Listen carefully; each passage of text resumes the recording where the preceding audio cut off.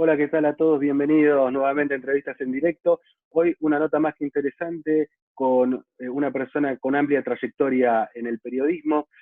Hoy va a estar Julio Bazán con nosotros, sí, periodista de TN, de Canal 13, para tocar diferentes temas vinculados a la sociedad y a lo que está pasando en el país y en el mundo. Enseguida lo vamos a saludar, vamos a ver si ya está para unirse Julio. Ahora sí, vamos a saludar entonces enseguida a Julio Bazán. Vamos aguardando que la conexión se una.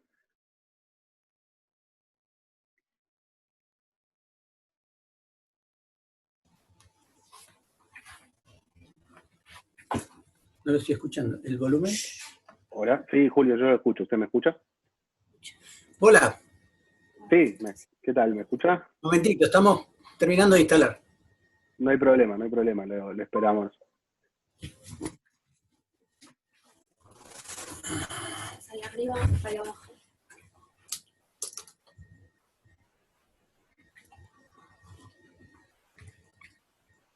¿Cómo estás?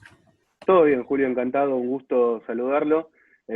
Bueno, estábamos contando recién, usted es periodista, una amplia trayectoria en el periodismo, intachable trayectoria tanto en TN como en Canal 13, con diversos programas y en diferentes funciones.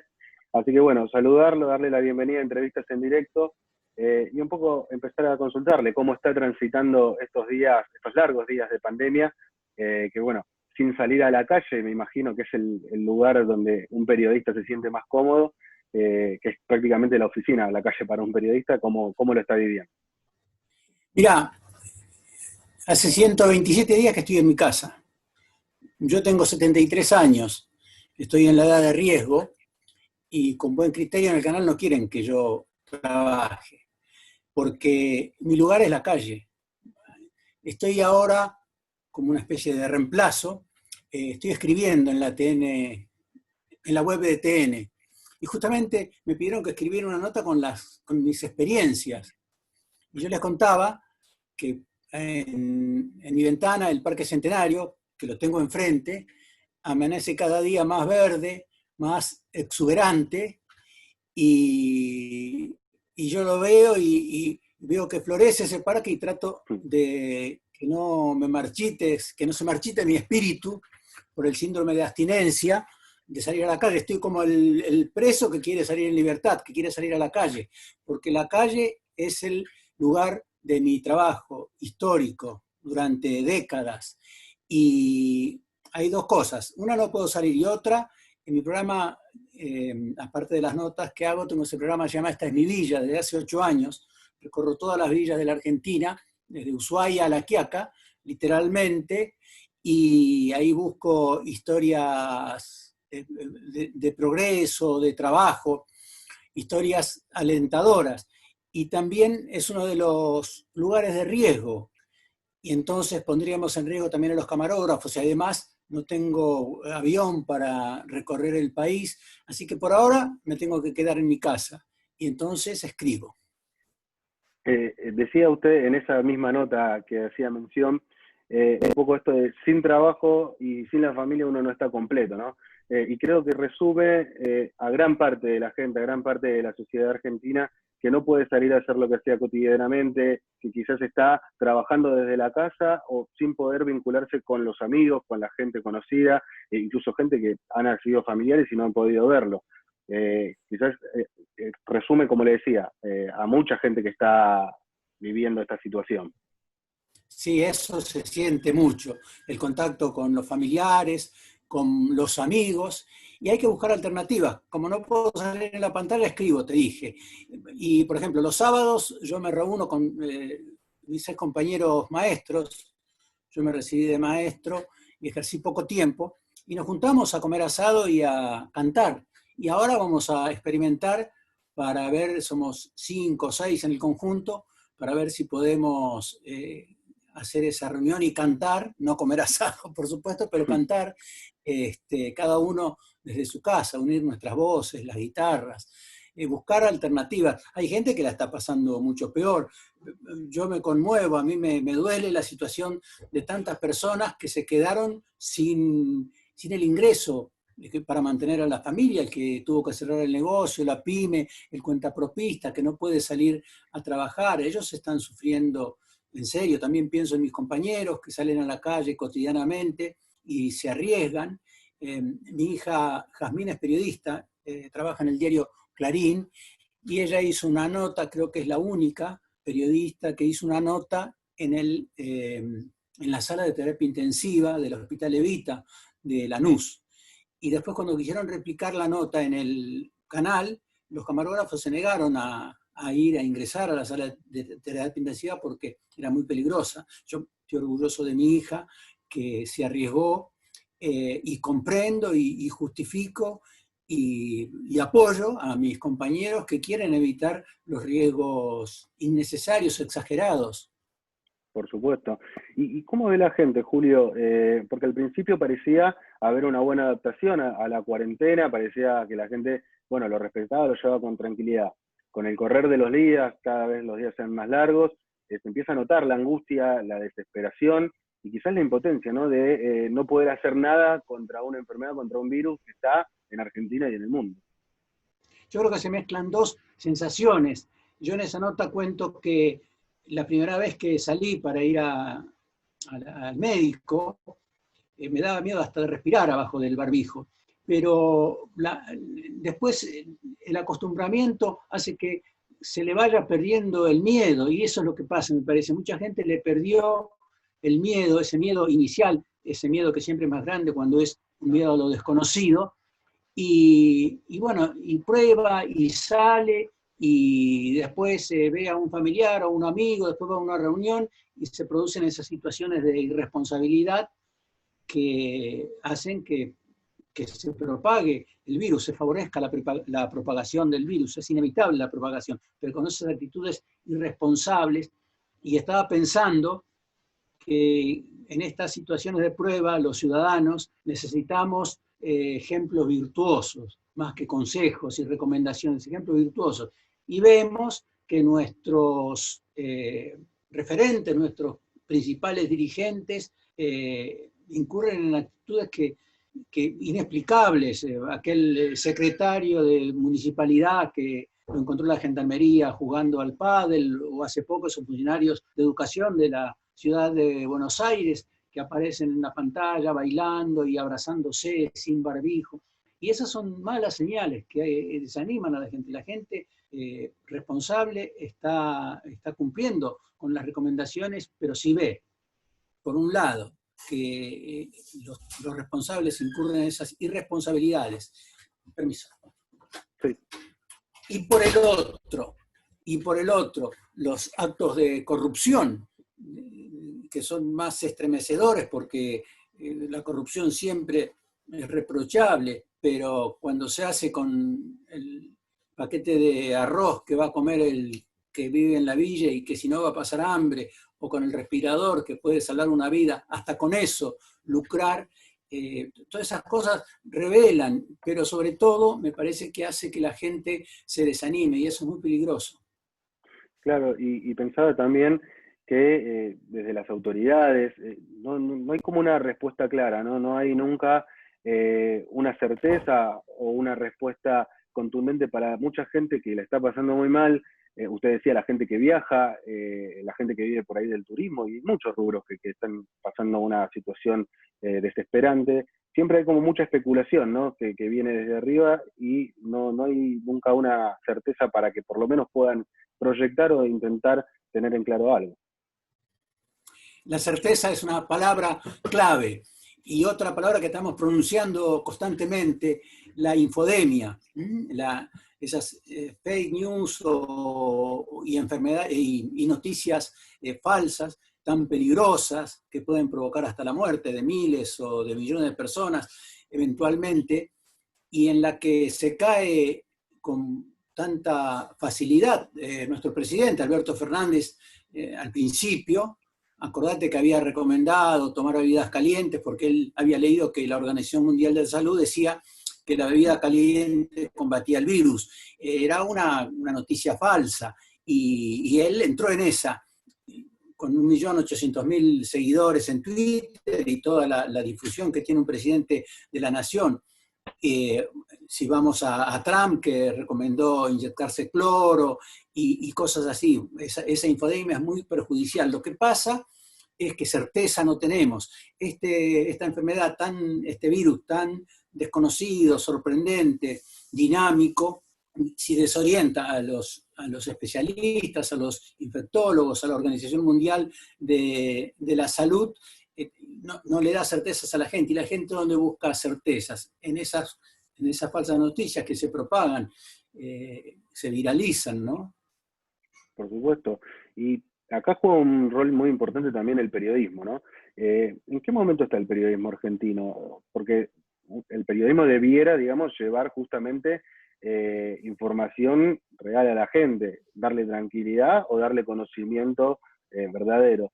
¿Y en qué rol juega hoy el periodismo? ¿En qué posición está el periodismo? ¿Está muy ensuciado quizás por los intereses de un lado y del otro? Y está complicado. Ahí el defensor del público, esa figura que está en la ley ¿cómo se llama?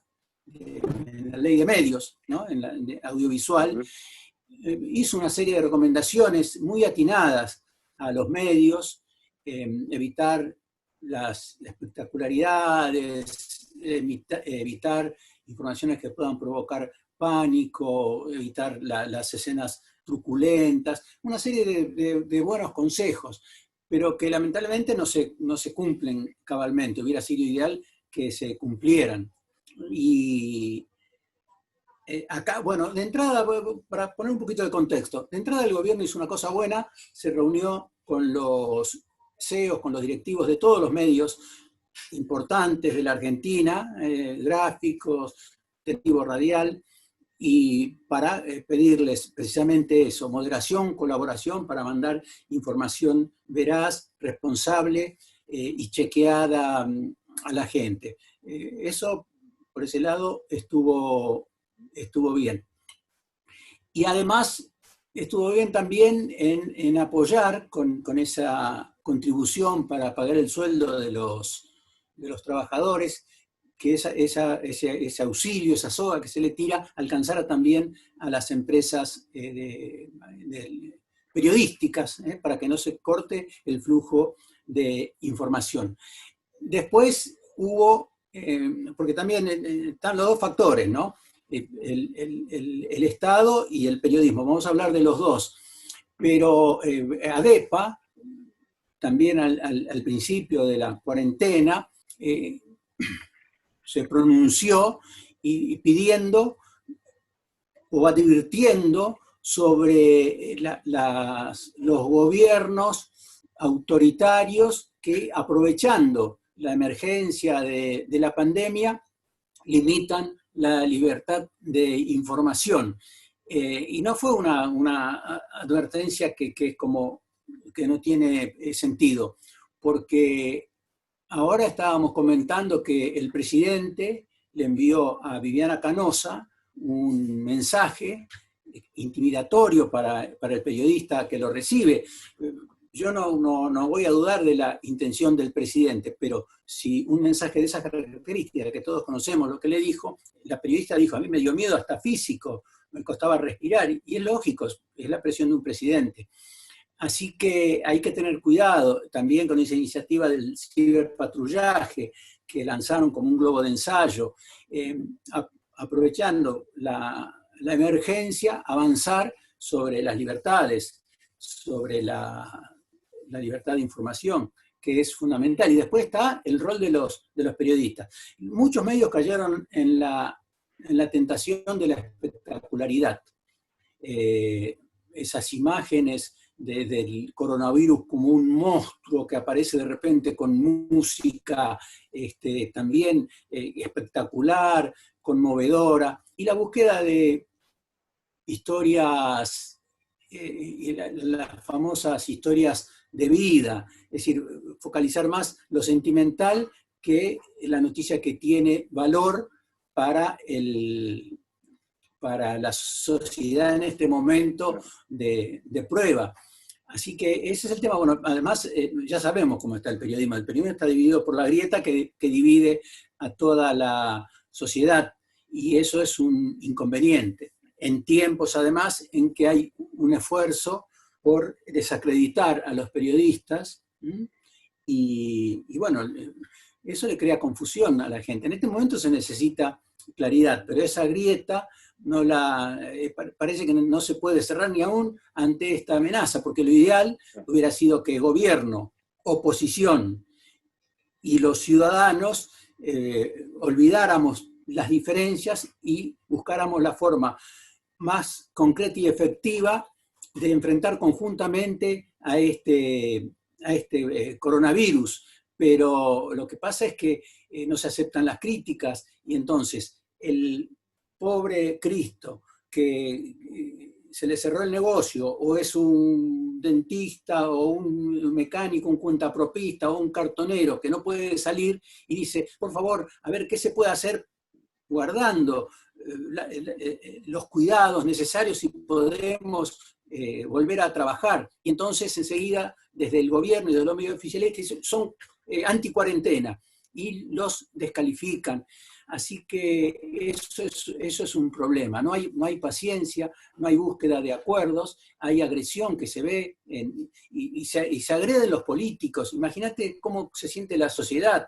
Un político le dice borracha a una exfuncionaria y el presidente le levanta el tono a un periodista porque le pregunta de la angustia de la gente. ¿Tiene angustia la gente? Y sí, tiene angustia la gente.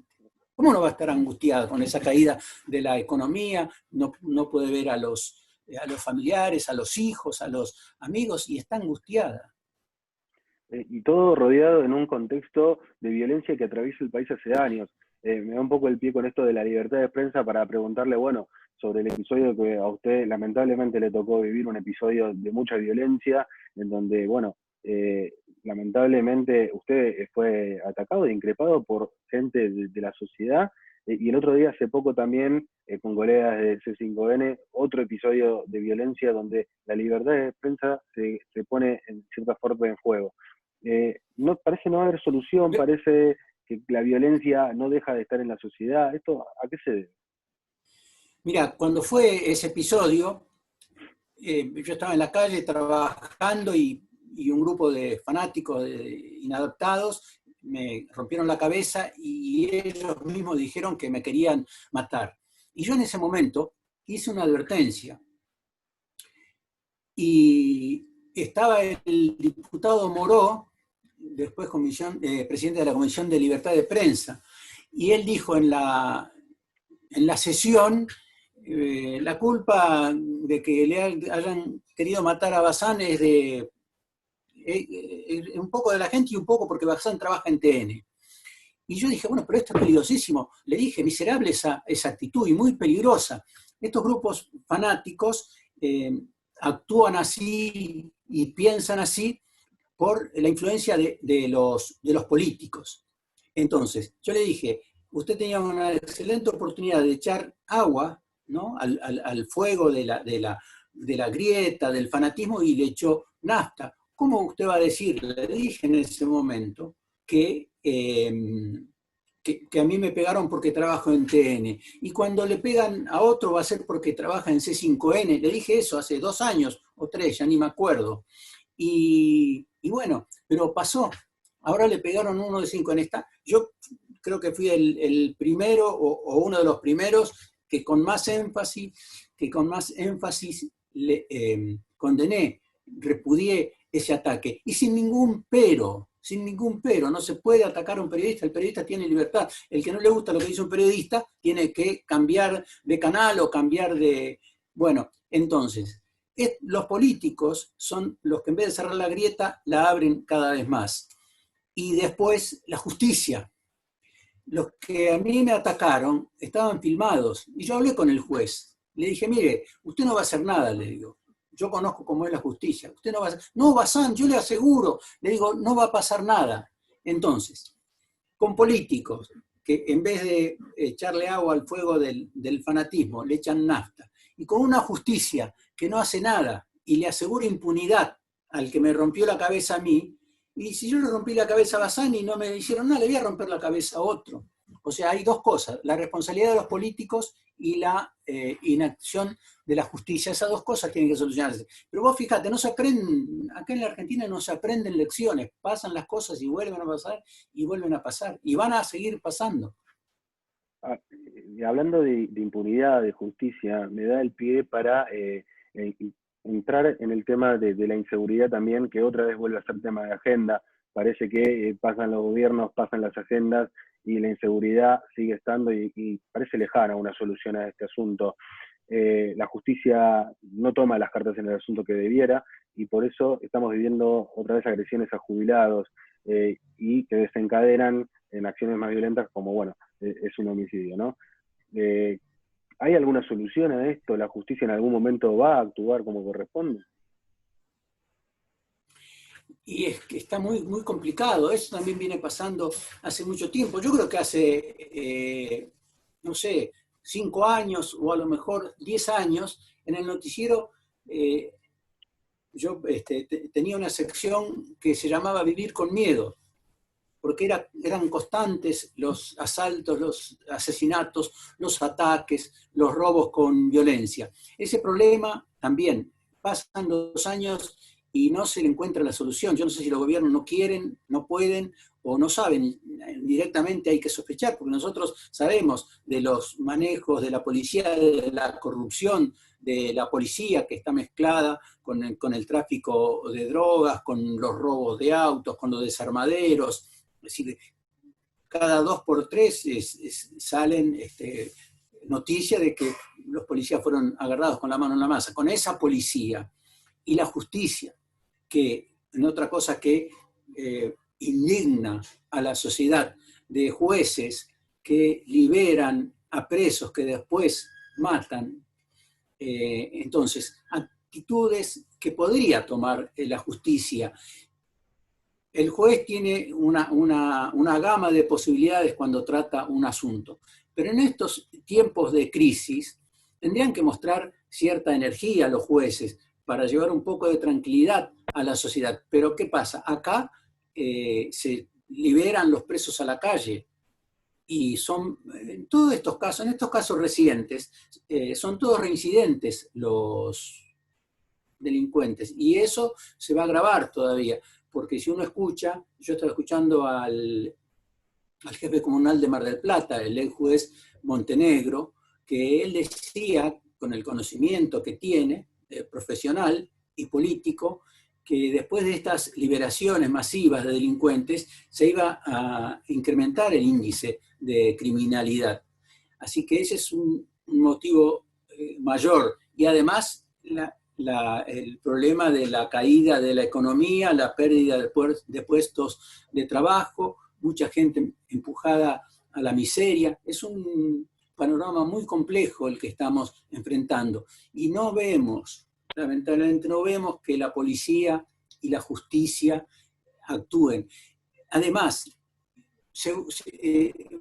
la unidad es una utopía en la Argentina. Están trayendo gendarmes porque la gente está desesperada y están matando jubilados y los jubilados empezaron a matar y traen gendarmes. ¿Y a dónde los mandan? A los partidos en los que gobiernan gente del oficialismo. El intendente de Lanús, Grindetti, se quejó porque mandaron policías a Loma de Zamora, que está al lado, a Quilmes, que está al lado, y a Lanús no mandaron. En Lanús hay un poquito menos de delincuencia, pero hay mucha delincuencia, como en Quilmes y como en Loma, y como en Avellaneda, pegaditos. Mandaron a Quilmes, Loma y Avellaneda porque hay dirigentes del Frente de Todos. Y a Lanús, como gobierna el PRO, no mandaron. Entonces, la gente de Lanús está discriminada, porque por una especie de castigo político, la famosa grieta con Grindetti, hace que no le manden un gendarme al habitante de Lanús. Y después el otro tema, que está implícito acá, no sé si me lo preguntaste, pero está implícito, esa reacción que tuvo este jubilado, que mató al delincuente, la justicia tiene que decidir si es homicida. El hombre está muy comprometido porque persiguió al delincuente herido, y cuando cayó a 60 metros de su casa, hay un automovilista que dice que escuchó los disparos con los que habría rematado, con los que habría ejecutado a ese delincuente, y ese es un problema serio, porque que también divide a la sociedad, porque hay mucha gente que dice, hizo bien. No, no hizo bien. La justicia por mano propia es ilegal y es peligrosa para las propias víctimas. Yo tengo unos años y yo estaba de guardia en Canal 13 un fin de semana en el que el ingeniero Santos, en ese tiempo los autos tenían pasacassettes y había una pandemia de robos de pasacassettes. Y a este hombre le robaron el pasacassette, él salió, los persiguió, los alcanzó muchas cuadras después y los ejecutó de un balazo en la cabeza a cada uno. Y entonces ahí nació la figura, el mote del supuesto justiciero.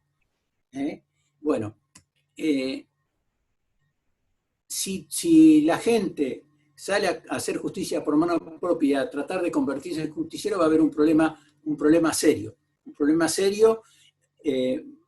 Y además, ¿por qué digo que es peligroso? Hubo casos de gente que se armó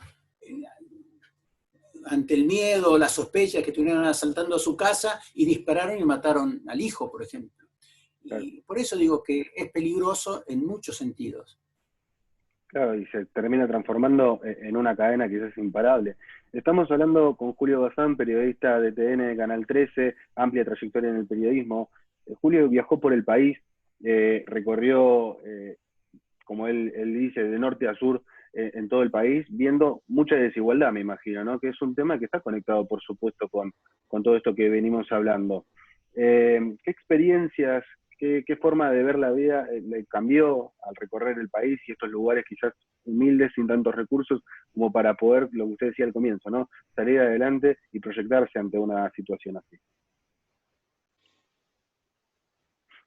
Yo ya hace muchos años, cuando empecé a enfocarme en el tema social, yo vengo de la gráfica, trabajé en las agencias de noticias, en una histórica que se llamaba Saporiti, y después en DIN y en NA, y cubría la información gremial. Después me puse a conducir un noticiero en el canal 13, un noticiero que iba a la medianoche, y después, cuando terminó ese noticiero, quedé como cronista de temas generales, pero con el tiempo me fui enfocando en los temas sociales.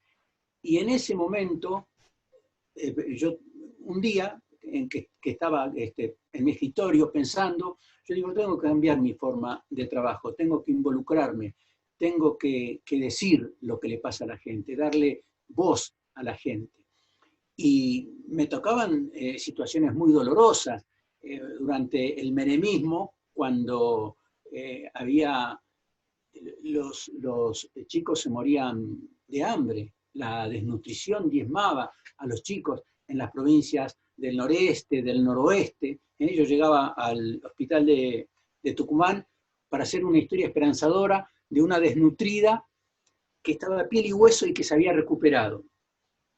Y mientras recorría el hospital, el director me dice, mire, Bazán, ¿ves ese bebé ahí, ese chiquito en la cama? Ese no amanece vivo mañana. Digo, ¿cómo, doctor? Sí, porque ya se le agotaron todas las defensas, su cuerpo no tiene ninguna defensa.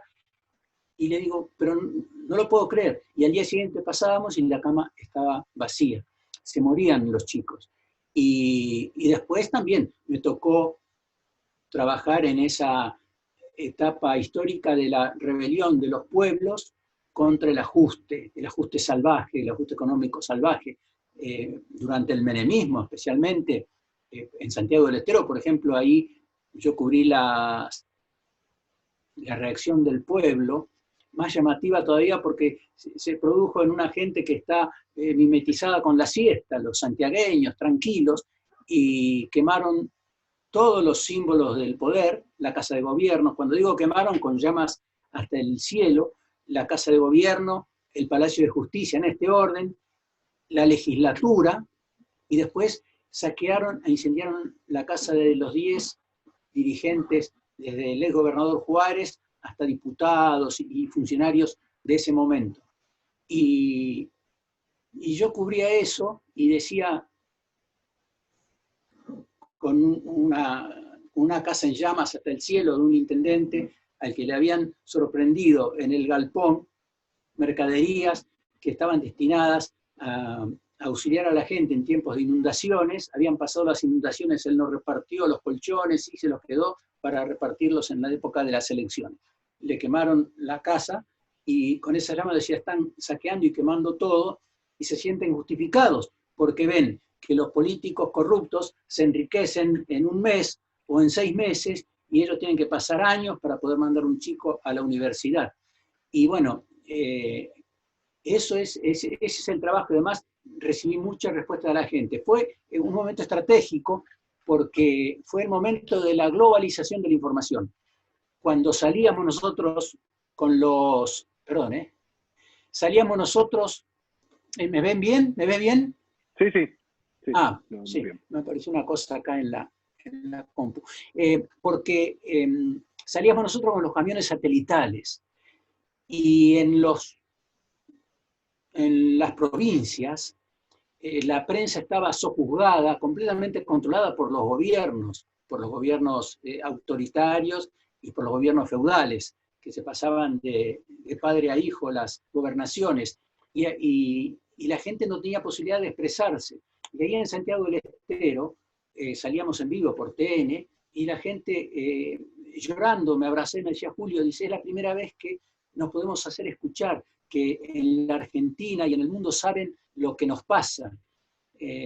También fue un fenómeno maravilloso de una monja, Marta Peloni, y del pueblo de Catamarca, cuando los hijos del poder mataron a una chica de 17 años que se llamaba María Soledad Morales, y ahí se inventaron, el pueblo inventó las marchas del silencio. Una monja, Marta Peloni, la mamá de esta víctima, porque la drogaron y la destrozaron, la mataron, hicieron una marcha del silencio y lograron que la justicia metiera presos a los responsables, y cayó el gobierno de Saadi, un gobierno feudal histórico que había sido del papá de Saadi, y estaba el hijo de Saadi, y seguramente si no pasaba eso, ahora estaría el nieto o el bisnieto de Saadi.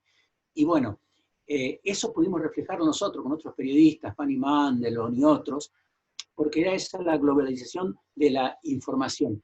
Y ahí yo tuve experiencias poderosas, muy fuertes. Por un lado, el repudio de los dirigentes, de los políticos. Yo me acuerdo que pasaba por el Jockey Club de Santiago del Estero, y la gente me iba a y me insultaban.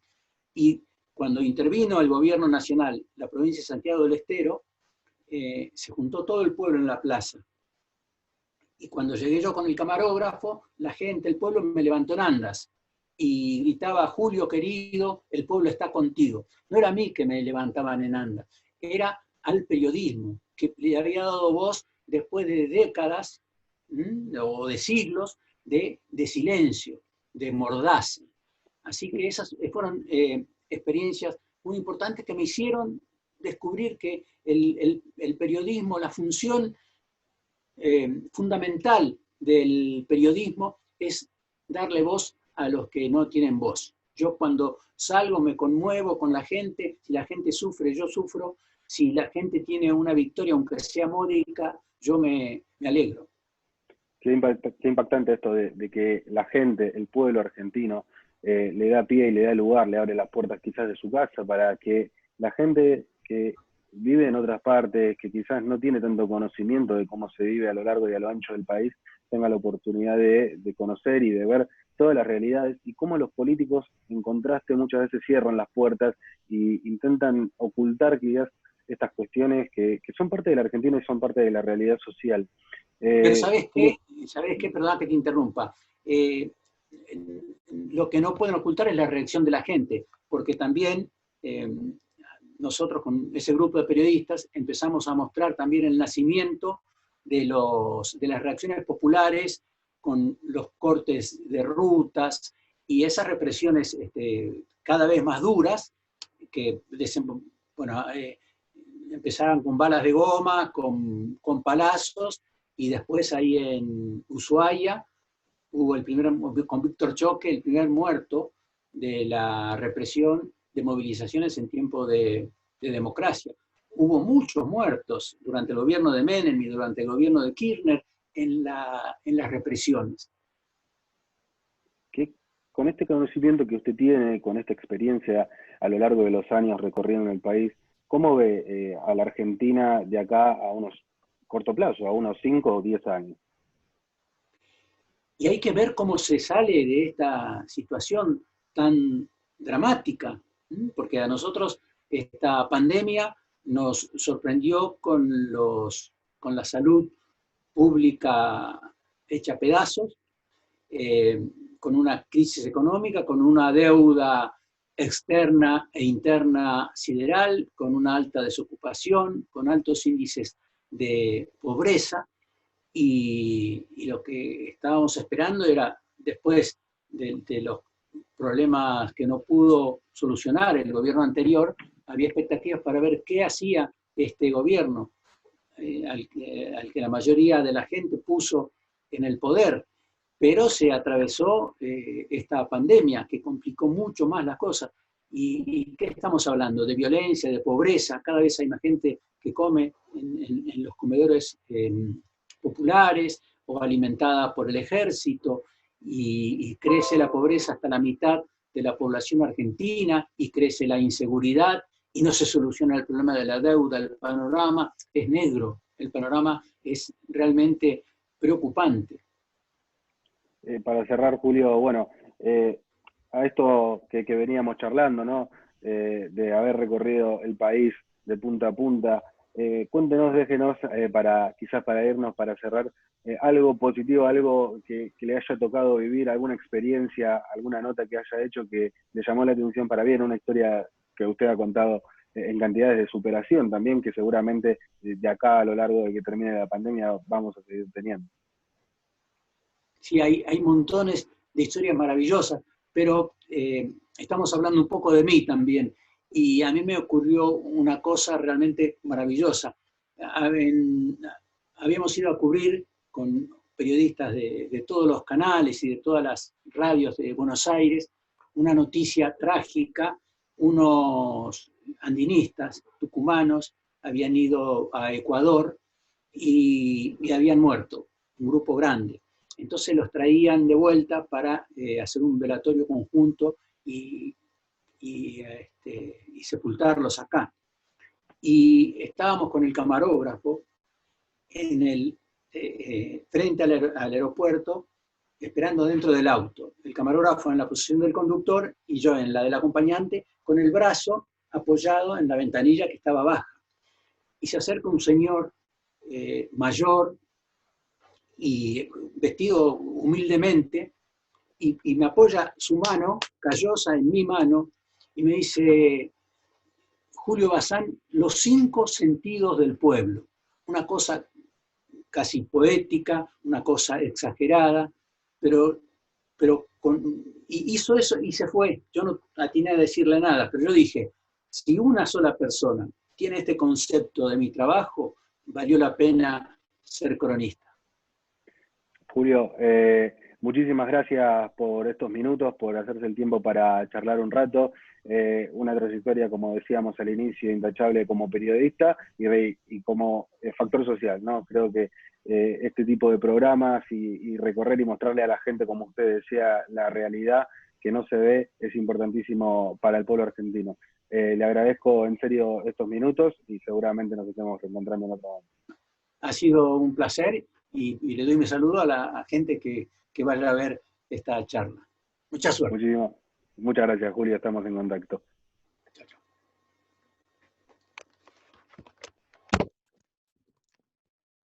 Pasaba entonces Julio Bazán, periodista de Canal 13, periodista de TN, nos dejó un poco de todo, su opinión y su mirada sobre la situación actual del país y sus conocimientos y su experiencia en el periodismo y recorriendo el país de norte a sur a lo largo y a lo ancho.